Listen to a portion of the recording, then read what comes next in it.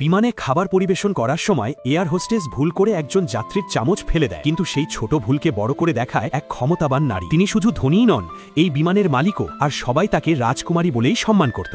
রাগের মাথায় তিনি ইচ্ছে করে টেবিলের ওপর রাখা গরম কফির কাপ উল্টে দেন। গরম কফি ছিটকে পড়ে এয়ার হোস্টেস শিশির হাতে, তার হাত পুড়ে যায়। তবুও শিশি কিছু বলতে পারে না, কারণ ওই নারী খুবই প্রভাবশালী। কিন্তু অপমানটা সে ভুলতে পারে না। মনে মনে প্রতিশোধ নেওয়ার সিদ্ধান্ত নেয় শিশি। কিছুক্ষণ পর রাজকুমারীর দিকে তাকিয়ে সে লক্ষ্য করল তার হাতে একটি লাল রুবির আংটি। আশ্চর্যের বিষয়, শিশির হাতেও ঠিক একই রকম একটি আংটি ছিল। এটা দেখে রাজকুমারী আরও রেগে যান। রাগে নিজের আংটি খুলে মাটিতে ছুঁড়ে ফেলেন এবং পায়ের নিচে পিষে দেন। এদিকে শিশির রাগ তখন চরমে পৌঁছে গেছে। সে রাজকুমারীর ব্যক্তিগত তথ্য দেখে জানতে পারে তিনি সামুদ্রিক খাবারে মারাত্মক অ্যালার্জিতে ভোগেন। তখন শিশি এক ভয়ঙ্কর পরিকল্পনা করে। সে সমুদ্রের শশা দিয়ে নুডলস রান্না করে। তারপর পরিবেশন করার আগে চুপি চুপি সেই শশাগুলো তুলে ফেলে দেয়, যেন কেউ বুঝতে না পারে। এরপর সেই নুডলস রাজকুমারীর সামনে পরিবেশন করে। সে ভেবেছিল এতে শুধু একটু অসুস্থ হবেন তিনি, কিন্তু রাজকুমারী মাত্র এক কামড় খাওয়ার পরই প্রচণ্ড কাশতে শুরু করেন। কয়েক সেকেন্ডের মধ্যেই তার মুখে লাল দাগ উঠতে থাকে। বিমান গন্তব্যে পৌঁছানোর সাথে সাথে তাকে দ্রুত হাসপাতালে নেওয়া হয়। কিন্তু পরের দিন ভয়ঙ্কর খবর আসে।